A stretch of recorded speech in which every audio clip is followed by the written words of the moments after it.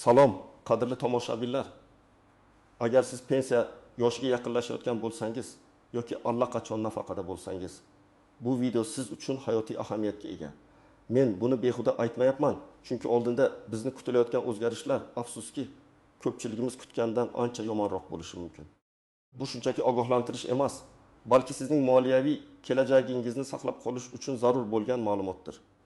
Shu sababli iltimos hozirroq kanalimizga obuna bo'ling va bu videoga like bosing. Shunda bu muhim ma'lumot imkon qadar ko'proq odamlarga yetib boradi. Biz gaplashadigan narsalar sizning va oilangizning hayotiga bevosita ta'sir qiladi. Pensiya masalasi har bir insonni, ayniqsa keksa yoshdagilarni tashvishga solishi tabiiy.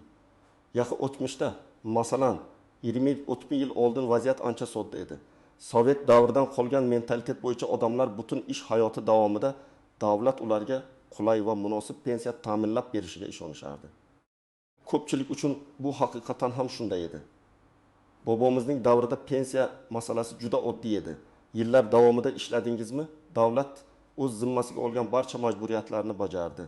Odamlar o'z ish daftarshalari, stajlar va rasmiy maoshlar asosida hisoblangan pensiyani oldilar va bu pensiya o'sha paytdagi narx-navo bilan taqqoslaganda ko'pincha yetarli bo'lardi.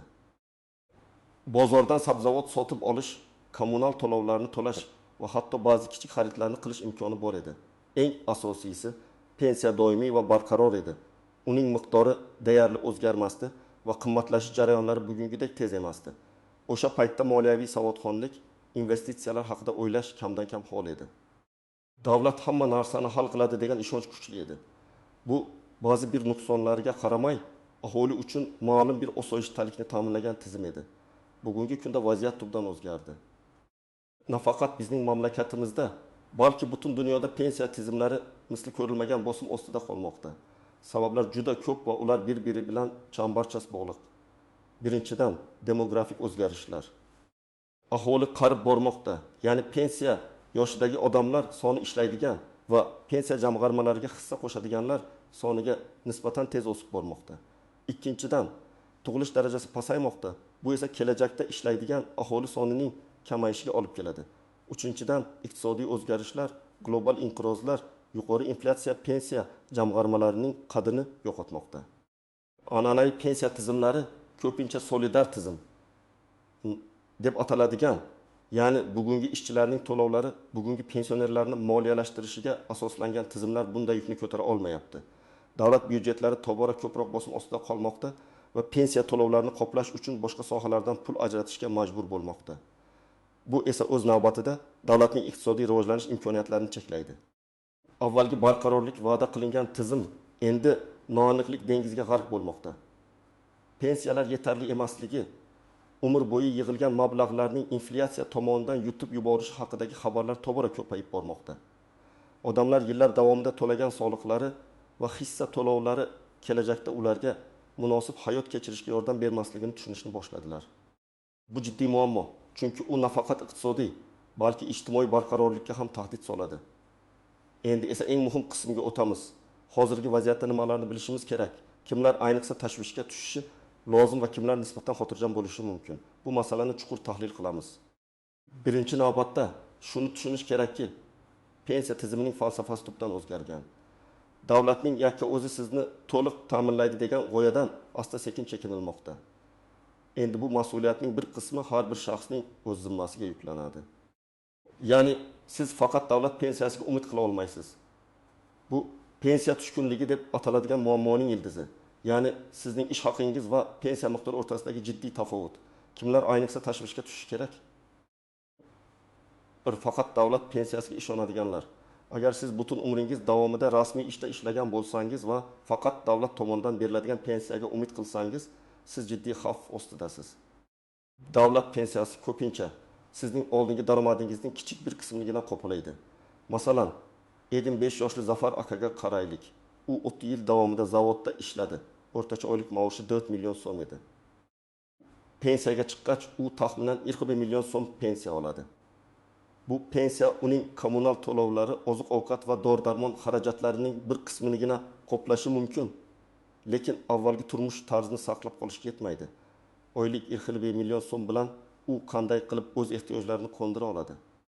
ehtimol bolalarga suyanishga majbur bo'ladi. Bu esa o'z navbatida ularning moliyaviy yukini oshiradi. Hatto agar pensiya har yili ma'lum bir foizga oshirilsa ham, inflyatsiya ko'pincha bu o'sishdan oshib ketadi. Ya'ni har yili pensiyangiz qog'ozda ko'paysa-da, aslida u bilan sotib olish qobiliyatingiz kamayib boraveradi. 2. Nostabil ish staji yoki past rasmiy maosh olganlar.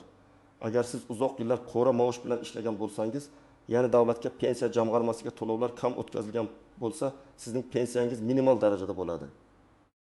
Masalan, 6 yoshli Gulnora opaning vaziyatini ko'raylik. U umrining ko'p qismini g'ayrioddiy, norasmiy ishlarda, bozorlarda sotuvchi bo'lib ishlagan. Rasmiy ish staji atiga 10 yil. Uning rasmiy oylik maoshi ham minimal darajada bo'lgan. Natijada u pensiyaga chiqqanda taxminan 800 ming so'm atrofida pensiya oladi. Bu pensiya hatto eng asosiy ehtiyojlarni ham qondirishga yetmaydi. U har oyda qanday qilib yashash kerak? Bu deyarli imkonsiz. Uning ahvoli Zafar akanikidan ham og'irroq, chunki uning rasmiy hissalari juda kam bo'lgan. Bunday hollarda ko'pincha yashash uchun oila a'zolari yoki farzandlarining yordamiga muhtoj bo'linadi. Tejamkorlik yoki investitsiyalarni boshlamaganlar. Agar siz hech qachon pensiyasi uchun shaxsiy jamg'armalar to'plash yoki investitsiya qilish haqida o'ylamagan bo'lsangiz, siz ham xavf guruhiga kirasiz. Faqat davlatga ishonish xato. Zamonaviy dunyoda shaxsiy moliyaviy rejalashtirish juda muhim. Kimlar nisbatan xotirjam bo'lishi mumkin? 1. Qo'shimcha shaxsiy pensiya jamg'armalariga ega bo'lganlar. Agar siz davlat pensiyasidan tashqari shaxsiy pensiya fondlariga pul qo'ygan bo'lsangiz yoki sug'urta kompaniyalari orqali pensiya shartnomalari tuzgan bo'lsangiz, sizning kelajagingiz ancha ishonchli. Masalan, 78 yoshli Nodira opa davlat ishida ishlagan bo'lsa-da, 40 yoshdan boshlab har oyda o'z daromadining ma'lum bir qismini shaxsiy pensiya jamg'armasiga o'tkazib kelgan. Yana 1 million so'm atrofida qo'shimcha pensiya oladi. Uning umumiy oylik daromadi 2,5 million so'mdan oshadi. Bu esa unga ancha qulay yashash imkoniyatini beradi. U tibbiy xizmatlardan foydalanishi, kichik safarlarga chiqishi va o'zining sevimli mashg'ulotlari bilan shug'ullanishi mumkin. Bu uning moliyaviy barqarorligini sezilarli darajada oshiradi va oilasiga yuk bo'lishdan saqlaydi. 2. Muhim darajadagi jamg'armalar va investitsiyalarga ega bo'lganlar. Ko'chmas mulk, qimmatli qog'ozlar, bank depozitlari kabi investitsiyalarga ega bo'lgan shaxslar ham pensiya davrida o'zlarini himoyalagan his qilishadi. Masalan, 62 yoshli tadbirkor Azam aka o'z biznesini 20 yil davomida muvaffaqiyatli yuritgan. Uning bir nechta ijara berilgan do'konlari va kvartiralari bor. Bundan tashqari bankda sezilarli miqdordagi depozitlari ham mavjud. Uning davlat pensiyasi o'rtacha bo'lsa ham, ijara va depozit foizlaridan keladigan oylik daromadi 1 million so'mdan oshadi. U nafaqat o'z ehtiyojlarini qondiradi, balki farzandlari va nabiralariga ham yordam beradi. Uning pensiya davri moliyaviy muammolarsiz o'tmoqda, chunki u o'z moliyaviy kelajagini uzoqni ko'zlab rejalashtirgan. Muqobil daromad manbalariga ega bo'lganlar. Kvartira ijarasi, kichik biznes yoki masofaviy ishlar orqali daromad topadiganlar ham xotirjamroq bo'lishadi. Muhimi, pensiya davriga bir nechta daromad manbalari bilan kirishdir.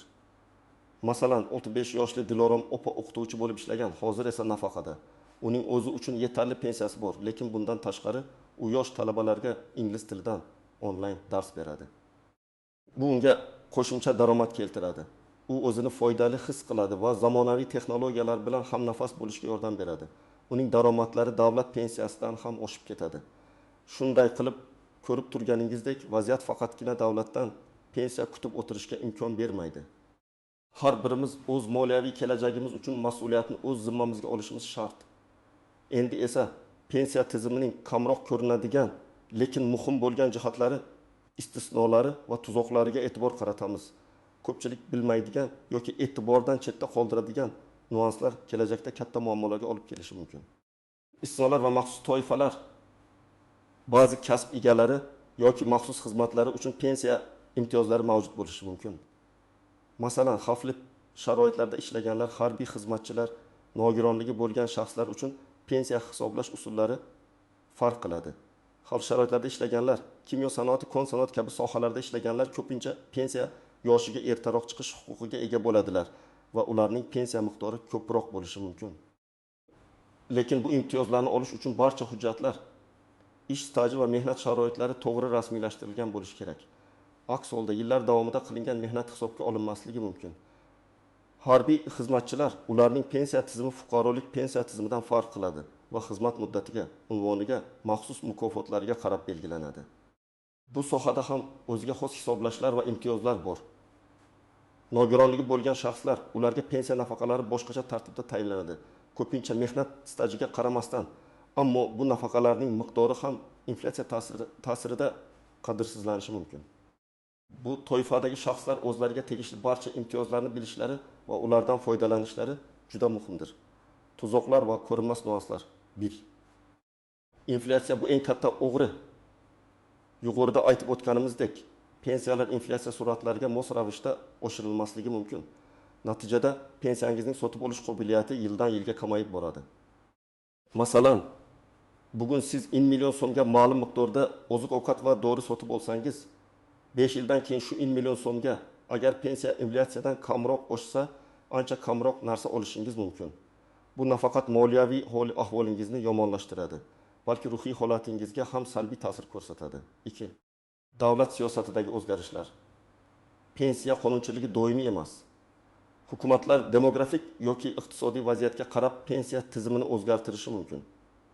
Masalan, pensiya yoshini oshirish, hisoblash formularini o'zgartirish yoki hatto ma'lum imtiyozlarni bekor qilish. Bugungi qonunlar kelajakda o'zgarishi mumkinligini doimo yodda tutish kerak. Bir paytlar Rossiyada pensiya yoshi oshirilganini eslang. Bizda ham bu ehtimol yo'q emas. Tuban moliyaviy savodsizlik, pensiya jamg'armalari qanday shakllanishini, pensiya miqdori nimaga bog'liqligini tushunmaslik katta muammolarga olib keladi. Ko'pchilik o'z pensiya hisobotlariga umuman e'tibor bermaydi yoki ularni tushunmaydi. Natijada pensiya yoshiga chiqqanda kutilmagan past miqdordagi pensiyaga duch kelishadi. O'z huquqlaringiz va imkoniyatlaringizni bilmaslik moliyaviy yo'qotishlarga olib keladi. 4. Qora ish haqi. Agar siz rasmiy daromadingizdan kamroq maosh ko'rsatilgan ishda ishlagan bo'lsangiz, bu sizning pensiya jamg'armangizga kamroq hissa tushishiga olib keladi. Natijada pensiya miqdori ham ancha past bo'ladi. Ba'zilar buni pul tejash deb hisoblashadi, lekin aslida bu kelajakdagi katta yo'qotishlarga olib keladi. 5. Sog'liqni saqlash xarajatlari. Pensiya yoshida insonlarning sog'ligi ko'pincha zaiflashadi va tibbiy xizmatlarga ehtiyoj oshadi. Dorilar, shifokor ko'rigi, operatsiyalar juda qimmat bo'lishi mumkin. Pensiyangizning katta qismi bu xarajatlarga ketishi mumkin. Bu esa sizni yanada og'ir ahvolga soladi. Bu ko'pchilik e'tibordan chetda qoldiradigan, ammo juda muhim omil. 6. Uzoq umr ko'rish riski. Bu paradoksal tuyulishi mumkin. Ammo insonlar uzoq umr ko'rgan sari ularning jamg'armalari yetishmasligi xavfi ortadi. Odamlar o'z pensiya jamg'armalarini 75 yoshgacha yetishi mumkin deb rejalashtirishi mumkin. Ammo agar ular 85-90 yoshgacha yashasalar, oxirgi yillarda qiyinchiliklarga duch kelishadi. 7. Turmush o'rtoqning imtiyozlari yoki meros. Ba'zi mamlakatlarda vafot etgan turmush o'rtog'ining pensiyasining bir qismini olish imkoniyati mavjud. Bu oilaviy rejalashtirishda muhim ahamiyatga ega bo'lishi mumkin. Shuningdek, nafaqat o'zingizning, balki oila a'zolaringizning pensiya huquqlarini ham bilish zarur. Bu nuanslarni tushunish pensiya yoshiga yaqinlashayotgan har bir shaxs uchun moliyaviy xavfsizlikni ta'minlashda hal qiluvchi ahamiyatga ega. Endi esa eng muhim qismga o'tamiz. Vaziyat og'ir bo'lishi mumkinligini tushundik. Xo'sh, unda nima qilishimiz kerak? Men sizga aniq qadam-qadam ko'rsatmalar beraman, toki siz o'zingizning moliyaviy kelajagingizni himoya qilish uchun hozirdan harakat qila boshlashingiz mumkin. Bu shunchaki maslahatlar emas, balki amaliy choralar bo'lib, ularni bugundan boshlab qo'llashingiz kerak. 1. Sizning hozirgi pensiya holatingizni baholang.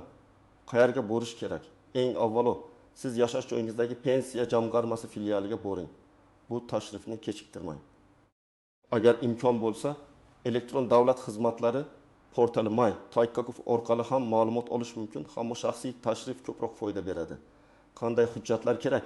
Shaxsingizni tasdiqlovchi hujjat, pasport, mehnat daftarchangiz. Nima so'rash kerak? Sizning ish stajingiz, pensiya hissasizlaringiz qanday aks ettirilganini aniqlang. Sizning taxminiy pensiya miqdorini hisoblab berishlarini so'rang. Bu miqdor bugungi kun uchun bo'ladi, lekin sizga birinchi tasavvurni beradi. Shuningdek, kelajakda pensiyangizni qanday oshirish mumkinligi haqida maslahat oling. Masalan, agar sizning ba'zi yillarıngiz uchun hissa to'lovlari noto'g'ri ko'rsatilgan bo'lsa, uni tuzatish yo'llarini so'rang. Lekin hozirdan boshlab tejash va investitsiya qilishni boshlang. Hatto kichik miqdorda bo'lsa ham har oyda daromadingizning ma'lum bir qismini, masalan, 5-10 ming ajratib boring. Qayerga qo'yish kerak? Bank depozitlari eng oddiy variant. Muddatli depozitlar inflyatsiyadan biroz himoya qilishi mumkin. Agar moliyaviy savodxonligingiz yuqori bo'lsa, investitsiya fondlari, davlat qimmatli qog'ozlari yoki hatto ishonchli xususiy pensiya fondlari variantlarini ko'rib chiqing. Lekin har qanday investitsiya xavf bilan bog'liq ekanligini yodda tuting. Misol, agar siz har oy 500 ming so'm ajratib, uni bonitet bardan yillik foiz bilan bankka qo'ysangiz, kapitalizatsiyani hisobga olgan holda 10 yildan keyin sizning jamg'armangiz ancha katta summani tashkil etadi. Bu sizning davlat pensiyangizga katta qo'shimcha bo'ladi. O'tib daromad manbalarini diversifikatsiya qiling. Bitta daromad manbaiga bog'lanib qolmang. Pensiya yoshiga yaqinlashganda ham qo'shimcha daromad topish imkoniyatlarini izlang. Qanday qilish kerak? Hozirgi zamonaviy texnologiyalar yordamida uyda o'tirib ham pul ishlash mumkin. Masalan, onlayn repertorlik, konsalting xizmatlari, hunarmandchilik, kichik uy biznesi, masalan, pishiriqlar tayyorlash, o'simliklar yetishtirish va sotish va hokazo. Agar sizda kvartira yoki boshqa mulk bo'lsa, uni ijaraga berish ham barqaror daromad manbai bo'lishi mumkin. Masalan, behi yoshli Dilshod aka dasturchi bo'lib ishlaydi. Uning oyligi yaxshi, ammo u pensiya uchun faqat bunga tayanmaydi.